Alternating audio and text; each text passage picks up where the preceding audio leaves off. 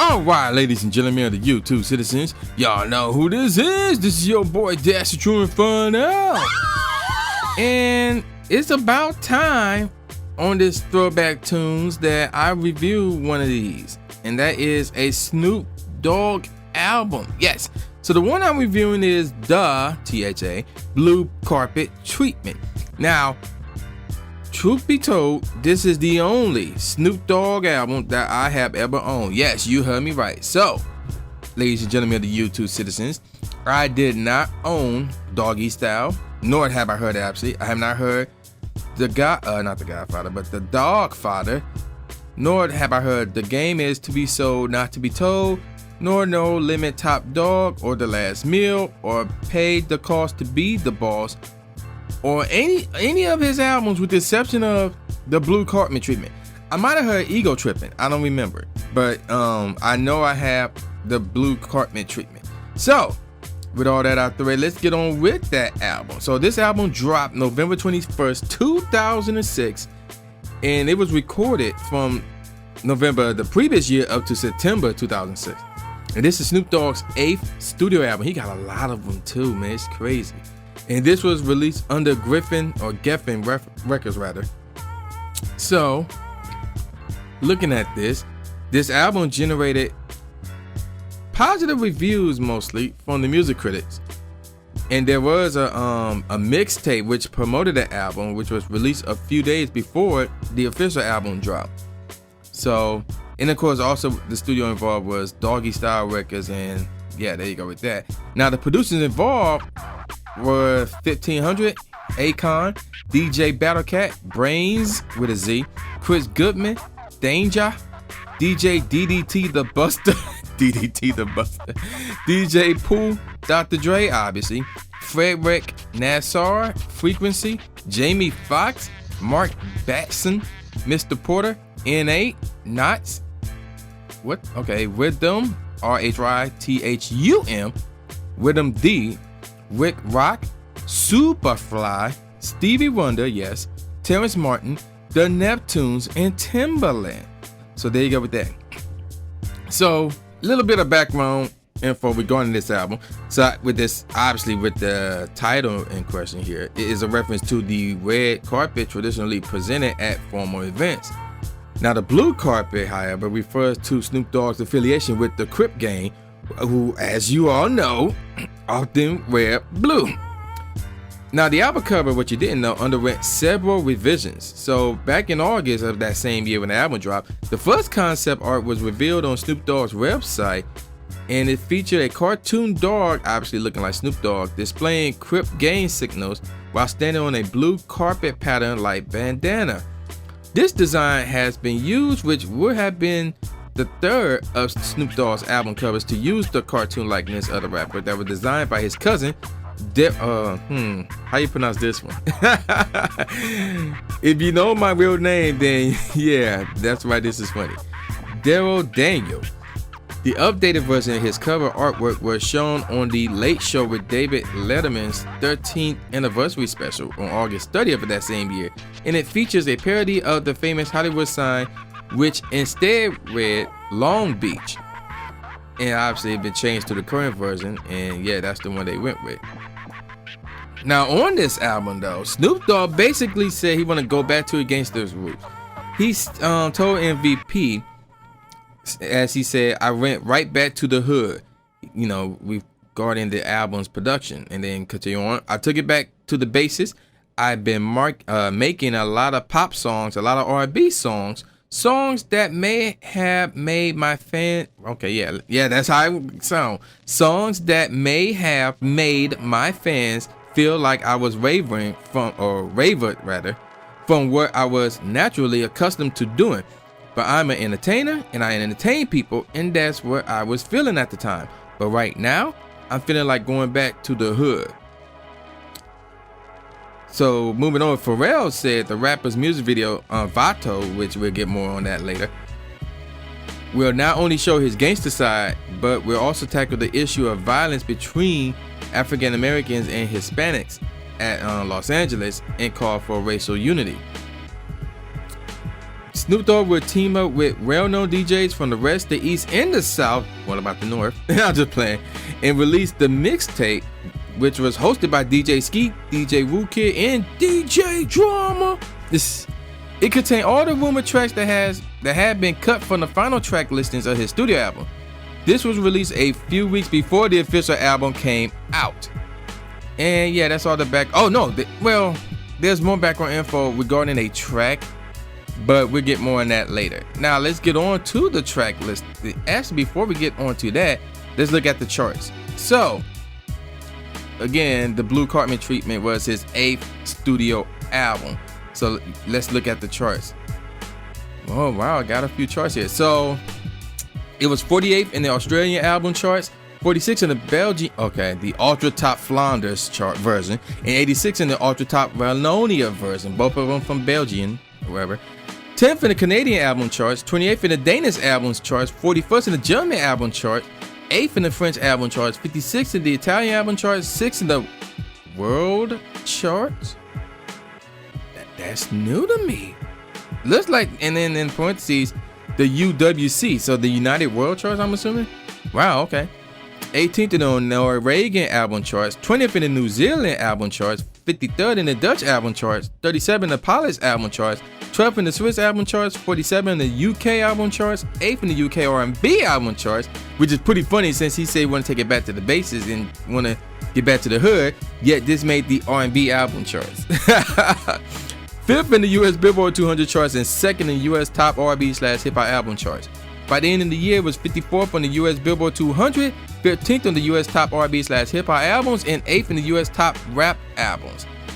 Now, it did get some certifications. It was gold everywhere: Canada, France, Russia, and the United States, except for the United Kingdom. It was silver.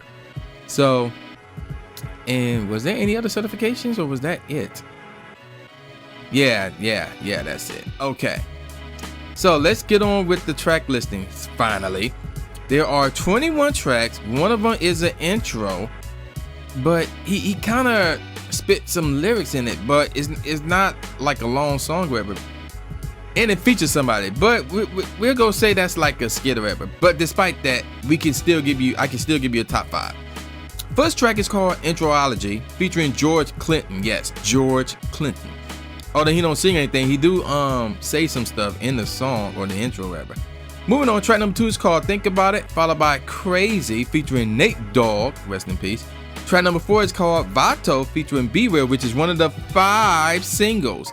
Yes, there are 5 singles that came from this album, and that's one of them. Again, we'll get more on that later.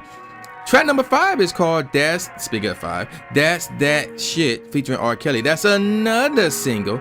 And here's another single. Track number 6 is called Candy, and then in parentheses, Dripping Like Water. Y'all may remember that one. We'll get more on that later. And that one features E40, MC, how you even pronounce it? MC Heath, E-I-T-H, Goldilocks, Daz Dillinger, and Corrupt. Track number 7 is called Get a Life featuring Damian Marley, followed by Game Banging 101 featuring The Game. Track number 9 is called Boss Life featuring Akon. Now that's interesting. We'll get more on that later. That's another single, by the way. Track number 10 is called LAX featuring Ice Cube, followed by track number 11, which is called Lil Cripz. Finally, a song where it's only just him, not featuring anybody. Hey, here's another one. Track number 12 is called Around Here, and track number 13, another one, is called A Bitch I Knew. Track number 14 is called Like This, and I believe that's a single. No, it's not a single, but I have heard that song being played on the radio, and that one features Western Union and LaToya Williams. Track number 15 is called Which One of You, featuring 9 Inch Dix, D-I-X, by the way. Track number 16 is called, and here's another single. Now, y'all may remember, we call this one as well. The single is called I Wanna Love You, featuring Akon. But the actual track from the album is called I Wanna Fuck You. We'll get more on that later. Track number 17 is called Psst, I Crap You Not. It's Psst, P-A-S-T with the exclamation point, featuring Jamie Foxx. Track number 18 is called Beat Up On Your Pad, featuring nobody, yes. Track number 19 is called Don't Stop, featuring Warzone Corrupt, followed by Imagine, featuring Dr. Dre and D'Angelo.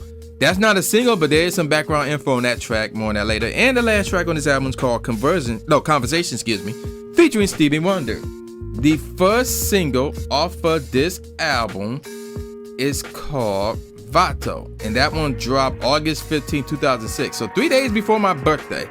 So this is the first single, like I said, and it features Be Real, produced by the Neptunes. So a lot of producers involved with this album. So the word, in case you don't know, the word Vato is, how you pronounce this? Chicano slang? Yeah, Chicano, I guess, slang for homie. So the album version of Vato contains an introduction with Snoop Dogg saying, "Man, don't you know that I'm loco?" And also some shout outs from Julio G. And wow, look at this. Shortly after the release of the song, Snoop Dogg and Be Real will receive disses and responses by numerous Mexican rappers who mistakenly took the song as a slander towards the Chicano. I apologize for butchering that word, towards that culture. Alright, and there was a music video for this as well. And it features cameos by Frost and Edward James Almost. And hope I say his last name correctly. I'm just butchering stuff right now.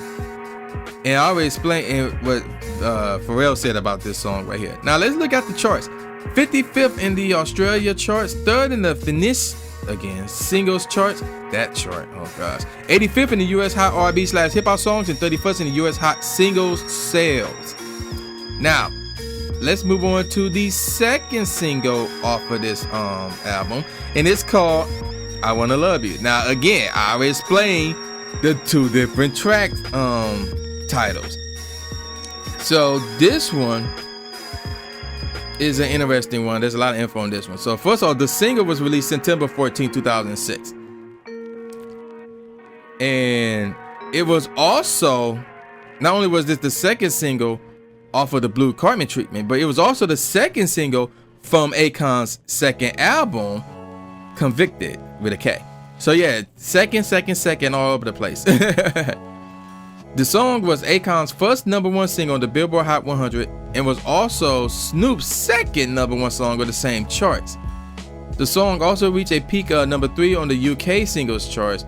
Now originally, the song featured Plies and an upcoming rapper from Fort Myers, Florida, but his verse was replaced by Snoop's for reasons explained below, and his name has been left out from the writer's credits. So that's interesting. I can't wait to read that.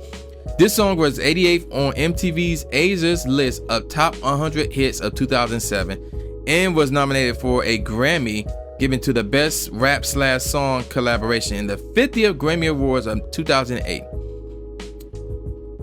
And obviously, in the edit version of the song, the word fuck is replaced by the word love, and a line in the chorus, and let me reiterate those lines, and I quote, "I see you riding and grinding up on that pole," is rewritten as "I see you riding and grinding up on the floor," and pussy nigga are played backwards and dick and titties are blanked out. However, despite the censorship, a parental advisory sticker was still printed on the singles cover. Not the album, well, obviously the album too, but the singles cover. And there's a music video for this as well. Now let's get on with this info with Plies and this upcoming rapper real quick. So again, Plies was originally the performer of this song, but Akon replaced his verses with those of Snoop Dogg's for commercial reasons. Plies was arrested on July 2nd, 2006 for illegal gun possession, while two of his people were charged with attempted murder after a shooting broke out at 238 West Nightclub in Gainesville, Florida. Plies was performing a concert when he was informed that his show would be cut 15 minutes short in order to give time to Lil Boozy to perform right after. In response, Plies' entourage started to fire at the crowd, resulting in the injury of 5 people with non-life-threatening wounds. Shortly after, Plies was released after paying $50,000 bail. Akon wished to continue to promote his song, but remained worried that the recent incident involving Plies will reflect poorly on his label, which is true. Since the version with Snoop Dogg already circulated unofficially in the mixtape scene, Akon replaced the song and album edit says Snoop Dogg was already a well-received name, obviously, as opposed to that other up-and-coming controversial artist. Akon and Snoop Dogg's management also agreed to participate on each other's forthcoming albums. In an interview with Akon on Hot 97, he said that the song was sent for Trick Daddy, but somehow ended up in the hands of Plies. It was said that Plies was not the originator of the song and should have never recorded to that beat in the first place. Wow, okay. To make it up, Akon recorded and produced the single Hypnotized for Plies, being featured on it also. This reached 14th on the US Billboard Hot 100 charts. And then, it was covered as well. There's a music video for this. Now let's look at the charts. Oh gosh, okay. 6th in the Australia chart, 29th in the Austria chart, 16th on the Ultra Top 50 Flanders, 13th in the Ultra Top 50 Wallonia, number 1 out in Brazil, 7th in the Czech Republic chart, 2nd in the Denmark charts, 14th in Germany, 28th in Hungary, 2nd in Ireland, 20th in the Netherlands, 2nd in New Zealand, 16th in Norway, 40th in Slovakia, 17th in Sweden, 16th in Switzerland, 3rd in the UK singles, number 1 in the US Billboard Hot 100, 3rd in the US mainstream top 40, which is a shocker, should be number 1, 16th in the US Latin airplay, 3rd in the US Hot R&B/hip hop songs, and number 1 in the US Whitman charts as well. By the end of the year, it was 43rd out in Australia, 36th in the UK singles charts, and 8th in the US Billboard Hot 100. And this song got some certifications. It was gold out in Australia, platinum in Brazil and New Zealand. And I said that right. In Brazil, New Zealand. No, I said that right. Okay. But check this out. In the United States, it was triple platinum. So the song was triple platinum, but the album, the Snoop Dogg album that this song came from, was not. How? That's weird. That really is. Now let's move on to the next single off of this album, which is called That's That. Now, again, another title change, because remember, off the album is called That's That Shit. But obviously you can't say that, so they changed it to That's That. So that's that. The song was the first single taken from the album in the United Kingdom. However, the single only achieved noticeable success in the United States, which is weird. The song samples the melody played in the 1988 film Coming to America, which is a classic, during the bathroom scene wherein Eddie Murphy get rocked by female servants. So that's interesting. And let's see, a little bit of info here. Wait, this song featured R. Kelly, by the way. And it didn't say that up top, so that's kind of interesting. Now let's get on with the background info. So Snoop Dogg spoke to allhiphop.com about this track, which Dr. Dre produced and features R. Kelly. Snoop explained, and I quote, "Dr. Dre called me today. We've been working on my record. He helped me fix this song I did with R. Kelly. It was a hit record before I gave it to Dre, but now it's a super hit record. He made me strike all my vocals. That means," another quote, "take all your lyrics off. I don't like them. They were whack," end quote. The first quote. Or the second quote rather. "I even go through that shit too. To this day, you know what I mean? I ain't too big to take criticism. He made me take all my lyrics off, and me and DLC had to come up with some more shit that was just extraordinary," end quote.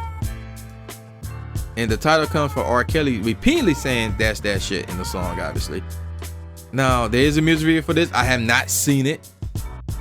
And in the clean version, apparently, R. Kelly's final solo hook, he said the word sex in it, and apparently was taken out in the clean version.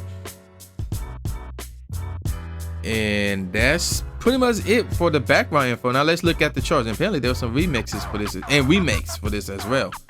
Okay, so 64th out in Australia, 6th in Finland, 30th in France, 39th in Germany, 43rd in Ireland, 18th in New Zealand, 55th in Sweden, 37th in Switzerland, 44th in Scotland, that's new, 38th in the UK singles, 7th in the UK R&B charts, 20th in the US Billboard Hot 100, 9th in the US Hot R&B/hip hop songs, 3rd in the US Hot R&B songs, 29th in the US mainstream top 40, 22nd in the US Latin rhythm airplay, and 7th in the US Whitman charts. By the end of the year, it was 99th in the US Billboard Hot 100, and actually this one won Best Hip Hop Video in 2007 at the MTV Australia Video Music Awards. So that's pretty interesting. But there's no certifications for this song. Now the next single, oh my gosh, we still in the singles. It's called Candy, Dripping Like Water. Obviously that part is in parentheses. Now they call this, yeah, that's the third single. Yeah, okay. No, this should be the fourth single. So that's interesting. So, oh yeah, that's right, because that was released in the UK. Okay. And let's see. The song title and sample come from Ladybug Mecca's vocals on Diggable Planet's Ninth Wonder work, whatever, album. In the song, it is also used as euphemism for marijuana, cocaine, and sex. And also, this song features, it was produced by Rick Rock and features E40, MC, EIHT again, Goldie, like I ain't pronouncing that name, and the Dog Pound, which consists of Daz, Dillinger, and Corrupt. And they got Ladybug on the chorus. So there's a music video, and I seen that recently. I didn't see that when it first dropped. But this was, and there was no charge for this one or anything like that. But this was a dope song though. I really like the beat that went with this one. Now, the next single is called Boss Life. Oh my God. So this is the fourth and final single off this album. And this one dropped April 10, 2007. Now, before I move on, first of all, That's That dropped October 10, 2006. Candy dropped December 12, 2006. I forgot to mention the titles. I mean, not the titles, but the dates, rather. Now, the song originally features Akon, but due to label issues, the original vocals were replaced by Nate Dogg for the single version. And it samples If Tomorrow Never Comes by the Controllers. And here's the thing. This is the last single that Nate Dogg was featured on before he died in 2011. So, and this single dropped, first of all, the album dropped in 2006. This single dropped April 10, 2007. This song had to be recorded between 2005 and 2006. And ever since then, he was never featuring another song from that point up to 2011. That's crazy. Now, let me get back to that sample, for example. Another reason why I like this song is because this sample was used by Busta Rhymes' Everybody Rise, and that's one of my favorite songs right there. So that's why I like this one, because it had the same sample. And there's a music video for this. I did not know that until recently. Now let's look at the charts. It was 65th in the US Hot R&B / Hip Hop songs and the US R&B / Hip Hop airplay chart, and 15th in the US bubbling under R&B / Hip Hop singles charts. Now that one is the Akon version, by the way.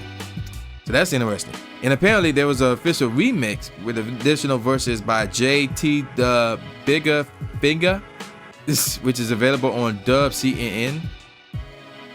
So yeah, that's that. Note. Oh yeah, I already mentioned the charts, but no certification, anything like that. Now let's get on the information on another song off this album called Imagine.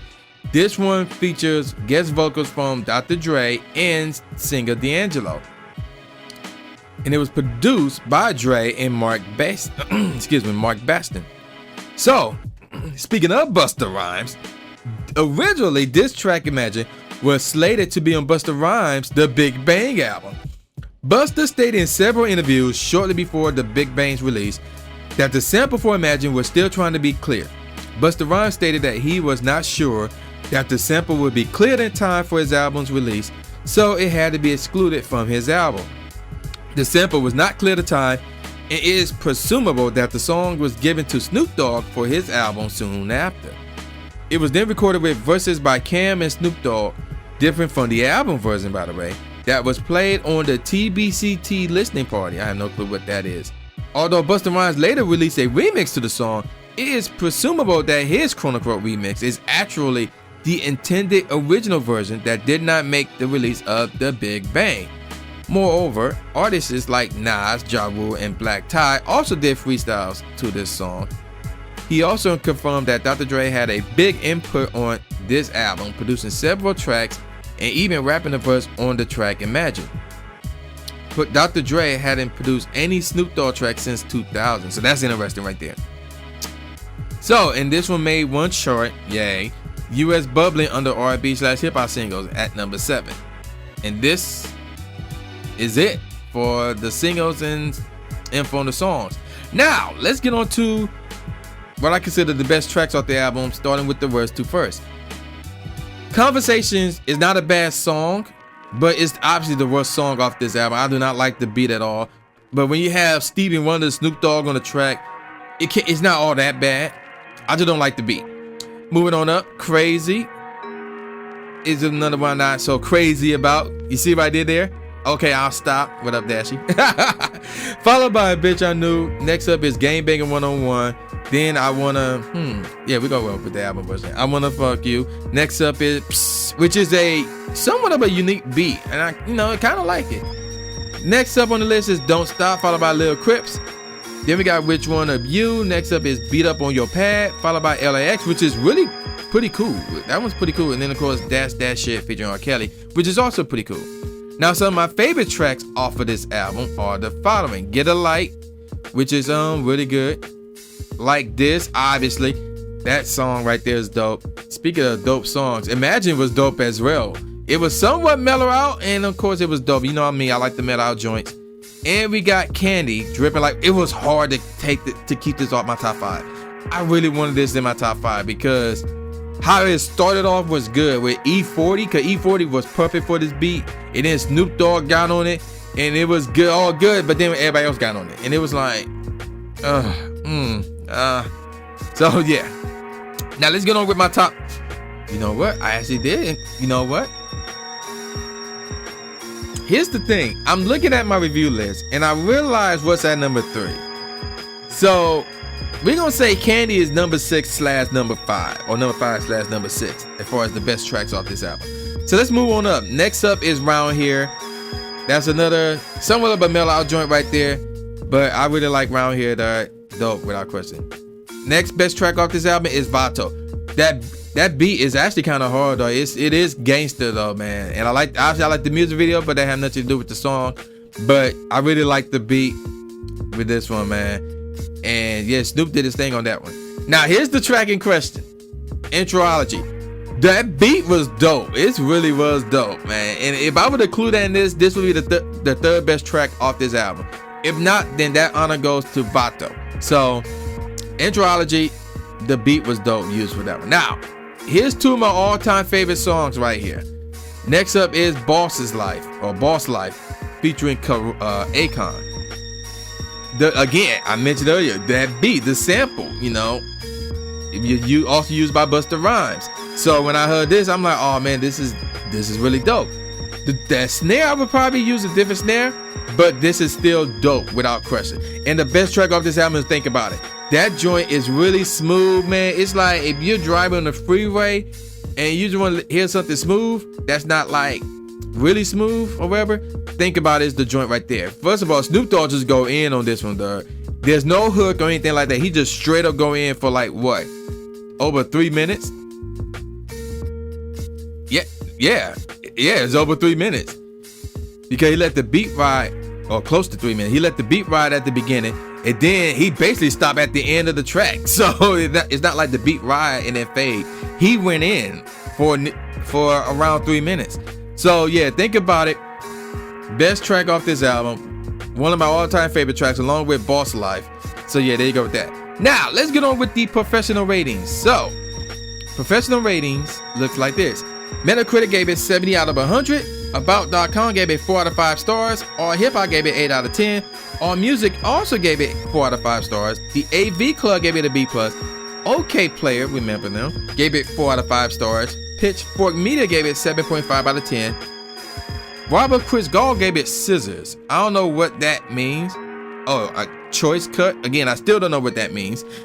Rolling Stone gave it 3 out of 5 stars. USA Today gave it 3.5 out of 4 stars. And Double XL gave it 4 out of 5 stars. So, what do I give this album? Well, again, this is the only Snoop Dogg album I have heard. And based on what I've seen, charts, obviously, I heard a lot of people talk about Doggy Style and The Dog Father. And to some degree, The Game Is to Be Sold, Not to Be Told. More so the other two than that one, but people still talk about that one as well. Which is funny, because that was his first No Limit album. Yes, he was a part of No Limit for, what, like 3 years? Now, if we look at the charts, I would have to say that the Dogfather was his best one, with Doggy Style in close second, and The Game to Be Sold Not to Be Told in close third. If we look at sales, Doggy Style his best one, without question. He crushed every other album he came out with afterward in sales. Now, if we were to look at certifications, again, it's Doggy Style, followed by the Dogfather and The Game to Be Sold Not to Be Told. Now, for sales, The Game to Be Sold Not to Be Told would be in second, followed by the Dogfather. And actually, The Last Meal's in that conversation for sales as well. But regarding the Blue Cartman treatment, I'm gonna give this one, let's roll with, you know what, I'm gonna be favorable, 4 out of 5 stars. I was thinking between that or 3.75 out of 5, but we're gonna go with 4 out of 5 because it's got 2 of my all-time favorite tracks on here. The majority of the tracks on this album are good. Like, there's like nothing here was bad, but there was nothing special about most of these tracks. Candy was really good. That's a famous single. Vato was good. That's a famous single. What's another one? I really like this, which was somewhat of a single, I guess. And then of course, I Wanna Fuck You. Obviously, you know, that's a well-known single as well. So yeah, there you go with that, man. I had to give it 4 out of 5 stars. You should download it and keep it. You know, that's where I'm at with this one. So yeah, man, that would do it for that. Y'all know who this is. This is the new Jay Gatsby, aka the new Stephen A. Smith, saying peace out, y'all. Now see y'all next time. Yeah.